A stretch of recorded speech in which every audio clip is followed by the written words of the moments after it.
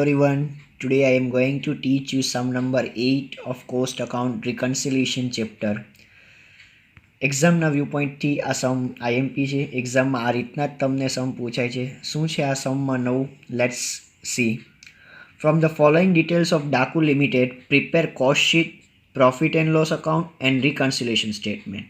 અત્યાર સુધીના આપણે જે કોઈ સમ કર્યા છે એમાં તમને પ્રોફિટ એન્ડ લોસ અને કોસ્ટ શીટ તમને આપતા જે રેડીમેડ બનેલું જ હતું અને આપણે ડાયરેક્ટ રિકન્સિલેશન બનાવવું પડતું. હવે આ સમમાં શું છે કે પહેલાં આપણે કોસ્ટ શીટ બનાવવાની, પ્રોફિટ એન્ડ લોસ બનાવવાનું, આ બંનેના તમારે પ્રોફિટ ગોતવાના અને પછી જઈને તમારે રિકન્સિલેશન બનાવવાનું રહેશે. અને એક્ઝામના વ્યૂ પોઈન્ટથી તમને આવા જ સમ પૂછાય છે. તો લેટ સ્ટાર્ટ કરીએ. શું છે સમની અંદર ક્વેશ્ચનમાં જોઈએ આપણે. Financial data available four expenditure and income. એટલે આ નીચેનું જે કોઈ ઇન્ફોર્મેશન છે કેના માટેનું છે? તમારે ફિનાન્શિયલ એટલે કે પ્રોફિટ એન્ડ લોસ અકાઉન્ટ બનાવવા માટેની આ તમારી પાસે આ ડિટેલ અવેલેબલ છે. મટીરિયલ આપ્યું છે, loss due to sale, direct labour, sinking fund આપ્યું છે, પછી આપ્યું છે factory overhead, debenture interest, office expense, donation, selling expense, preliminary expense, return of income tax, interest and dividend receive, rent receive. હવે તમને એવું કીધું છે કે 50,000 યુનિટ મેન્યુફેક્ચર્ડ અને એમાંથી 44,000 યુનિટ સોલ્ડ. એટલે આ બંનેના ઉપરથી આપણને શું મળશે? ડિફરન્સ જશે આપણે શું હશે? Closing stock. આપણે મેન્યુફેક્ચર 50,000 કર્યા અને વેચ્યા 44,000. કેટલામાં વેચ્યા? 44,000 unit were sold at 21 lakh during the year. Closing stock તમને આપી દીધું છે. હવે આ ક્લોઝિંગ સ્ટોક શેના માટેનો હશે? તો કે ફિનાન્શિયલ અકાઉન્ટ માટેનો. બિકોઝ અત્યાર સુધીની જે કોઈ અહીં સુધીની ઇન્ફોર્મેશન છે તો એ તમારા કેના માટે બનાવવાનું છે? ફિનાન્શિયલ અકાઉન્ટ માટેની ઇન્ફોર્મેશન છે. હવે નીચે જે કોઈ ઇન્ફોર્મેશન આપી છે કોસ્ટ શીટ છે, એ આપણે જ્યારે કોસ્ટ શીટ બનાવશું ત્યારે રીડ કરી લેશું. હવે સૌથી ફર્સ્ટ આપણે શું બનાવવાનું રહેશે? Profit and loss. તો લેટ સ્ટાર્ટ કરીએ પ્રોફિટ એન્ડ લોસ. તો અહીંયા તમારે ટ્રેડિંગ અને પ્રોફિટ એન્ડ લોસ બે ભેગું બનાવવાનું હોય છે. તો સૌથી ફર્સ્ટ મેં લખ્યું છે prepare profit and loss account and cost sheet. તો સૌથી ફર્સ્ટ આપણે બનાવશું trading and profit and loss account for year ended on 31st March 2007. તો સ્ટાર્ટ કરીએ ક્વેશ્ચનમાં. સૌથી ફર્સ્ટ તમને આપ્યું છે, આપણે જોતા જશું કયું એક્સપેન્સ છે, કયું ઇન્કમ છે. તો સૌથી ફર્સ્ટ તમને આપ્યું છે ડાયરેક્ટ મટીરિયલ, જે મેં અહીંયા લખ્યું છે ડેબિટ સાઇડ 8 lakh, જે આપણું ટ્રેડિંગ અકાઉન્ટ કહેવાય છે. આટલું તમારું ટ્રેડિંગ અકાઉન્ટ બનેલું છે અને એ ગ્રોસ પ્રોફિટ કેરી ફોરવર્ડ કરીને અહીંયા હું લઈ આવ્યો છું. આટલું તમારું P&L અકાઉન્ટ છે. યસ. નેક્સ્ટ શું આપ્યું છે? ડાયરેક્ટ મટીરિયલ પછી લોસ ડ્યુ ટુ સેલ. તો લોસ એ ટ્રેડિંગમાં ન આવે. પછી આપ્યું છે ડાયરેક્ટ લેબર. તો ડાયરેક્ટ લેબર લખશું આપણે. અને ફેક્ટરી. આ ત્રણ વસ્તુ છે ને એ તમારે ટ્રેડિંગમાં લખવાની હોય છે. તો ફેક્ટરી ઓવરહેડ કેટલું આપ્યું? એ તમને આ બાજુ આપ્યું છે ફેક્ટરી ઓવરહેડ 1,20,000. હવે ટ્રેડિંગમાં બીજું આપણે ક્રેડિટ સાઇડ શું લખતા હોય? તો કે સેલ્સ અને ક્લોઝિંગ સ્ટોક લખતા હોય. તો સેલ્સ તમને આપેલું છે. સેલ્સ કેટલું આપ્યું છે? 21 lakh. અને ક્લોઝિંગ સ્ટોક તમને આપ્યું છે 1,95,000. તો એ બંને લખી નાખીએ, બાય સેલ્સ અને બાય ક્લોઝિંગ સ્ટોક. તો આ ટ્રેડિંગ અકાઉન્ટ તમારું અહીંયા બંધ કરશું તો આપણને ટ્રેડિંગ અકાઉન્ટમાં શું મળશે? ગ્રોસ પ્રોફિટ 8,75,000, જે આપણે અહીંયા કેરી ફોરવર્ડ કરીને P&Lમાં લઈ આવશું ક્રેડિટ સાઇડ.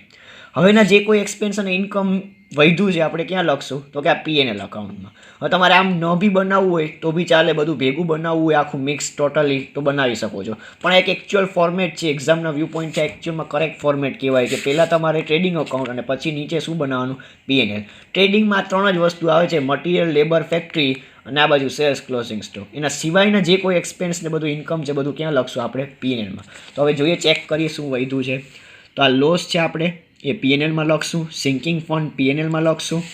પછી ફેક્ટરી તો આપણે આવી ગયું ટ્રેડિંગમાં. ડિબેન્ચર ઇન્ટરેસ્ટ લખશું, આવી રહ્યું. Loss, sinking, debenture interest. Office આપ્યું છે, ઓફિસ લખી નાખ્યું. ડોનેશન છે, સેલિંગ ડિસ્ટ્રીબ્યુશન એક્સપેન્સ છે જે P&Lમાં લખવાનું હોય. પ્રિલિમિનરી એક્સપેન્સ રિટર્ન ઓફ છે. હવે ઇન્કમ ટેક્સ બી એક્સપેન્સ છે, એ બી આપણે લખી નાખ્યું. ઇન્ટરેસ્ટ અને ડિવિડન્ડ રિસીવ, જે તમારી ઇન્કમ છે, જે આપણે અહીંયા લખ્યું છે. અને રેન્ટ રિસીવડ મેં લખ્યું છે. આટલું લખાઈ ગયું. હવે અકાઉન્ટ બંધ કરશું એટલે આ બંધ કર્યું તો આપણને ગ્રોસ પ્રોફિટ મળ્યું. P&L બંધ કરીએ તો શું મળશે આપણને? Net profit. એ બંધ કર્યું એટલે આપણને મળ્યું નેટ પ્રોફિટ 6,76,000. હજુ તો આપણે ખાલી ફર્સ્ટ જ આપણે બનાવ્યું છે પ્રોફિટ એન્ડ લોસ અકાઉન્ટ. હવે આપણે શું બનાવશું? Cost sheet. તો કોસ્ટ શીટ બનાવતા પહેલાં આપણે ક્વેશ્ચનને રીડ કરીએ શું કીધું છે. તો સૌથી પહેલાં કોસ્ટ શીટમાં તમને 50,000 યુનિટ મેન્યુફેક્ચર કરવાના છે, જેમાંથી સેલ 44,000 યુનિટ થયા અને ક્લોઝિંગ સ્ટોક આપણને ડિફરન્સ મળશે. યુનિટ કેટલા મળશે? 6,000. કોસ્ટ શીટ બનાવવા માટે લોકો એવું કીધું છે કે સેલિંગ એન્ડ ડિસ્ટ્રીબ્યુશન છે એ ₹2 પર યુનિટ સોલ્ડ કીધું છે. જેટલા યુનિટ વેચાય એના ઉપર જ સેલિંગ એન્ડ ડિસ્ટ્રીબ્યુશન હોય છે. તો વેચાણા કેટલા? તો કે 44,000 યુનિટ. એ 50,000 ઉપર આપણે નહીં કેલ્ક્યુલેટ કરીએ સેલિંગ એન્ડ ડિસ્ટ્રીબ્યુશન આપણે કેલ્ક્યુલેટ કરશું 44,000 ઉપર. ફેક્ટરી ઓવરહેડ કીધું છે 30% ઓફ ડાયરેક્ટ લેબર. ઓફિસ તમને ₹4 પર યુનિટ કીધા છે. અને મટીરિયલ અને લેબર આર એકચ્યુઅલ એટલે જે P&Lમાં હતા એટલા જ હોવા જોઈએ મટીરિયલ લેબર. તો સ્ટાર્ટ કરીએ કોસ્ટ શીટ બનાવવાનું. તો કોસ્ટ શીટમાં સૌથી પહેલાં મેં લખ્યું છે ડાયરેક્ટ મટીરિયલ લેબર જે P&Lમાં હતા એ જ મેં લખ્યા છે. એટલે કે ક્વેશ્ચનમાં આવ્યું ડાયરેક્ટ મટીરિયલ તમને 8 લાખ આપ્યું અને ડાયરેક્ટ લેબર 5 લાખ, જે મેં લખી નાખ્યું 8 લાખ અને 5 લાખ. ટોટલ થાય છે પ્રાઇમ કોસ્ટ 13 લાખ. આ પર યુનિટ ક્યાંથી આવ્યા? તો કે આપણે યુનિટ મેન્યુફેક્ચર કર્યા 50,000 જે ડિવાઈડ કર્યું છે આપણે 50,000. હવે ફેક્ટરી ઓવર એ લોકોએ ક્વેશ્ચનમાં કીધું છે કે factory overhead are 30% of direct labour. તો factory overhead 30% of direct labour 5 લાખના 30% કરો એટલે 150 આવ્યા. તો આપણને મળ્યું ફેક્ટરી કોસ્ટ. હવે ઓફિસ ઓવરહેડ માટે તમને કીધું છે ક્વેશ્ચનમાં કે ઓફિસ એક્સપેન્સ આર કન્સિડર ₹4 પર યુનિટ. તો આપણે યુનિટ કેટલા મેન્યુફેક્ચર કરીએ છીએ? 50,000. તો 50,000 × 4 કરીએ એટલે 2 લાખ આવી ગયું. હવે કોસ્ટ ઓફ પ્રોડક્શન મળશે ટોટલ કરશો એટલે 16,50,000. હવે આવ્યું મોસ્ટ ઇમ્પોર્ટન્ટ ક્લોઝિંગ સ્ટોક. તો આપણે મેન્યુફેક્ચર 50,000 કરીએ અને સોલ્ડ આપણે કેટલા કરીએ છીએ? ક્વેશ્ચનમાં એ લોકો આપ્યું છે સોલ્ડ આપણે કરીએ છીએ 44,000 યુનિટ. ઇટ મીન્સ 6,000 યુનિટ આપણા ક્લોઝિંગ સ્ટોક કહેવાય. હવે બે રીતના મળે ક્લોઝિંગ સ્ટોક. મેં કેલ્ક્યુલેશન કર્યું છે કે જ્યારે 50,000 યુનિટ છે ત્યારે તમારી કોસ્ટ કેટલી આવી હમણાં? 16,50,000. તો જ્યારે તમારા 6,000 યુનિટ રિમેનિંગ છે તો ત્યારે તમારી કોસ્ટ કેટલી આવશે? ક્રોસ મલ્ટીપ્લાય કરો તો કોસ્ટ તમને 1,98,000 મળે. ઓર આપણે પર યુનિટ ઉપરથી બી ગોતી શકીએ કે અત્યાર સુધી તમારી કોસ્ટ કેટલી છે? 33. તો તમારી યુનિટ કેટલા છે? 6,000 યુનિટ મલ્ટીપ્લાય ₹33. હંમેશા ક્લોઝિંગ સ્ટોક આપણે જોયું છે કે ક્લોઝિંગ સ્ટોક દરેક વખતે કોસ્ટ સાથે મલ્ટીપ્લાય થતું હોય. તો કોસ્ટ તમારી કેટલી આવી છે? 33. યુનિટ તમને ખબર છે કેટલા છે? 6,000. મલ્ટીપ્લાય કરો એટલે 1,98,000 આવે. ક્લોઝિંગ સ્ટોક માઇનસ કરવાનો હોય, માઇનસ કર્યો એટલે 14,52,000 આવે અને કોસ્ટ ઓફ ગુડ્સ સોલ્ડ મળે. હવે મોસ્ટ ઇમ્પોર્ટન્ટ આવ્યું સેલિંગ એન્ડ ડિસ્ટ્રીબ્યુશન. તો એ તમને ક્વેશ્ચનમાં કીધું છે કે સેલિંગ ડિસ્ટ્રીબ્યુશન ₹2 પર યુનિટ સોલ્ડ. હવે આ સોલ્ડ ન કીધું હોય તો બી આપણે સમજવાનું કે સેલિંગ એટલે એક એવો ખર્ચો કે જેટલા યુનિટ વેચાય એના ઉપર જ હોય. તો આપણે વેચ્યા કેટલા? 44,000 યુનિટ. તો 44,000 યુનિટ મલ્ટીપ્લાય 2 કરશો એટલે 88,000 આવશે. પ્લસ કરશો એટલે આપણને શું મળશે? Total cost 15,40,000. અને એટ ધ એન્ડ તમને ક્વેશ્ચનમાં આપ્યું છે સેલ્સ 21 લાખ. જે આપણે અહીં લખશું 21 લાખ. તો ડિફરન્સથી મળશે તમને પ્રોફિટ 5,60,000. જ્યાં કયો પ્રોફિટ કહેવાય? કોસ્ટ શીટનો પ્રોફિટ કહેવાય. એટલે સૌથી ફર્સ્ટ આપણે બનાવ્યું ટ્રેડિંગ P&L, એના ઉપરથી ગોઈતું નેટ પ્રોફિટ. પછી આપણે બનાવ્યું કોસ્ટ શીટ, જેના ઉપરથી આપણે ગોઈતું કોસ્ટનું પ્રોફિટ. હવે આપણે બનાવશું રિકન્સિલેશન સ્ટેટમેન્ટ. એ પહેલાં મેં તમને એક શોર્ટકટ આપેલું છે ઓવર અને અંડર એબ્ઝોર્પ્શનનું. તો આ તમારા માટે મેં ટેબલ જે બનાવેલું છે આગળના સમમાં બી આપણે બનાવ્યું હતું કે as per financial, as per cost account difference જોવાનું હતું કે ફેક્ટરી ઓવરહેડ ફિનાન્શિયલ પ્રમાણે એકચ્યુઅલમાં હતા 120, આપણે કોસ્ટમાં કેટલા લખેલા છે? 150. તો 30 વધારે લખાણા છે. જેમ ઓફિસ હતા 80, લખ્યા આપણે 2 લાખ એટલે 1,20,000 વધારે લખાઈ ગયા. સેમ ક્લોઝિંગ સ્ટોક હતું 195, લખાણું 198, 3,000 વધારે લખાણું. સેલિંગ હતું 1 લાખ, લખાણું 88 એટલે અંડર કહેવાય એટલે -12,000. આ ડિફરન્સ આપણે ગોઈતું અંડર એબ્ઝોર્પ્શન અને ઓવર એબ્ઝોર્પ્શનનું. હવે આપણે બનાવશું રિકન્સિલેશન. હવે આપણા માટે સમ ઇઝી થઈ જશે. તો રિકન્સિલેશનમાં તમને ખબર છે કે આપણે સ્ટાર્ટ કરીએ profit as per cost account, add કરીએ ફિનાન્શિયલ ઇન્કમ, એવી ઇન્કમ કે જે ખાલી P&Lમાં જ લખાતી હોય. પછી ઓવર એબ્ઝોર્પ્શન એડ કરવાનું હોય. લેસ આપણે ફિનાન્શિયલ એક્સપેન્સ, એવા એક્સપેન્સ કે જે ખાલી P&Lમાં જ લખાતા હોય અને અંડર એબ્ઝોર્પ્શન લેસ કરવાનું હોય. તો સ્ટાર્ટ કરીએ profit as per cost account. તો આપણે હમણાં કોસ્ટ શીટ બનાવ્યું હતું. કેટલું આવ્યું હતું પ્રોફિટ? આપણે કોસ્ટ શીટનું પ્રોફિટ તમને મળ્યું છે 5,60,000. તો આ 5,60,000 થી સ્ટાર્ટ કરશું. સૌથી ફર્સ્ટ ફિનાન્શિયલ ઇન્કમ. તો જોઈએ આપણે P&Lમાં ફિનાન્શિયલ ઇન્કમ કઈ છે આપણી. તો ફિનાન્શિયલ ઇન્કમ આપણી 2 છે, રેન્ટ રિસીવ્ડ અને ઇન્ટરેસ્ટ એન્ડ ડિવિડન્ડ.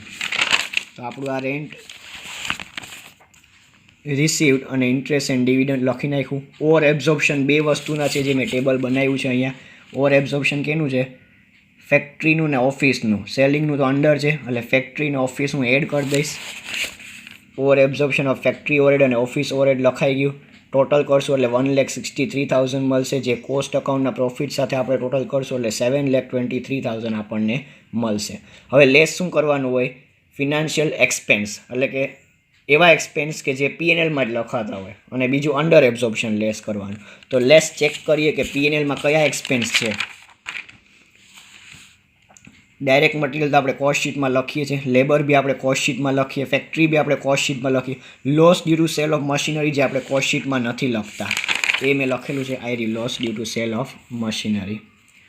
પછી સિંકિંગ ફંડ, ડિબેન્ચર ઇન્ટરેસ્ટ, આ બે એવા એક્સપેન્સ કે જે આપણે ખાલી ક્યાં લખશું, પીએનએલમાં જ લખાય છે, એટલે આપણે લેસ કરશું. તો એ મેં લેસ કરેલા છે. Sinking fund, debenture interest, donation, preliminary expense, income tax, આ બધા એક્સપેન્સ ફિનાન્શિયલ કહેવાય. Under absorption of selling overhead મેં બતાવ્યું છે અહીંયા ટેબલમાં. સેલિંગ એક્સપેન્સ શું છે, અંડર છે, એટલે મેં લેસ કરી નાખ્યું છે, under absorption of selling overhead. અને હવે મોસ્ટ ઇમ્પોર્ટન્ટ મેં એક શોર્ટકટ બતાવેલી છે સ્ટોક માટે, જે આગળ તમે થિયરીમાં ચેક કરી લેજો.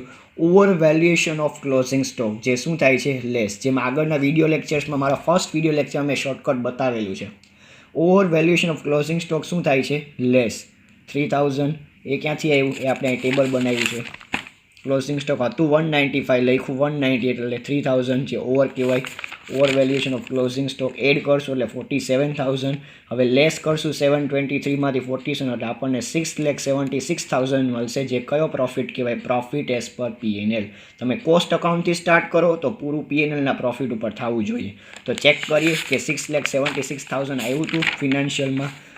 તો યસ, નેટ પ્રોફિટ તમારું કેટલું આવ્યું છે, 6,76,000. એક્ઝામના વ્યૂ પોઈન્ટથી તમારે આ ટાઈપના જ સમ પૂછાય છે. પહેલાં પીએનએલ બનાવો, કોસ્ટ શીટ બનાવો, એ બંનેના પ્રોફિટ ગોતો, અને પછી જઈને તમારે રિકન્સિલેશન સ્ટેટમેન્ટ બનશે. Thank you.